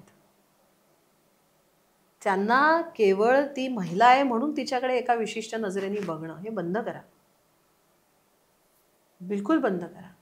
आणि तिचे माणूस म्हणून जगण्याचे जे अधिकार आहेत, तिला तिची बॉडी व्हायलेट होऊ नये हा तिचा अधिकार आहे. तिला मान सन्मान व्यक्ती म्हणून मिळावा हा तिचा अधिकार आहे आणि तो अधिकार तिला प्राप्त होणं हे कॉन्स्टिट्यूशनने दिलेला तिला राईट आहे. So you have no business to violate her in any ways. मानसिकरित्या नाही, शारीरिकरित्या नाही, इमोशनलरित्या नाही, कुठल्याच बाबतीत कोणीच कोणावरती अशा प्रकारचा अन्याय करायचा कोणालाही कोणी अधिकार दिलेला नाही आहे, पहिलं. दुसरं, मुलींकरता की त्यांनी विश्वासाने कॉन्फिडेंटली आपलं आयुष्य जगावं, जसं आहे तसं व्यवस्थित. आमच्या आश्रमशाळांकरता आणि महिलांकरता जे नियम, जे महिलांच्या सुरक्षिततेकरता जे नियम घालून दिलेले आहेत, त्यांचे हक्क आणि अधिकारांसाठी जे कायदे आहेत, त्या कायद्यांची त्यांना माहिती असणं आवश्यक आहे. आश्रमशाळांमध्ये आम्ही आता बालमैत्री पूर्ण आश्रमशाळा हा एक फार मोठा प्रोजेक्ट राबवतोय. आमच्या आश्रमशाळांमध्ये शिकणाऱ्या सगळ्या मुली आणि मुलं ह्यांना महिलांची सुरक्षितता, त्यांचं म्हणजे लैंगिक अत्याचार काय, ह्या सगळ्या विषयावरती, सेक्शुअलिटीवरती त्यांना पुरेशी माहिती असणं अत्यंत गरजेचं आहे. ह्याकरता आम्ही प्रोजेक्ट्स राबवतो आहोत.